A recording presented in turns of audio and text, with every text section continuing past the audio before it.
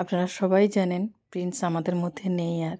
আজকের দিনেই আমাদেরকে ছেড়ে প্রিন্স চলে গিয়েছিল অনেক দূরে। আজ প্রায় 1 মাস হয়ে গেল প্রিন্স আমাদের মধ্যে নেই। মনটা ভীষণ খারাপ। ভারাক্রান্ত মন নিয়ে এই ভিডিওটা পোস্ট করছি।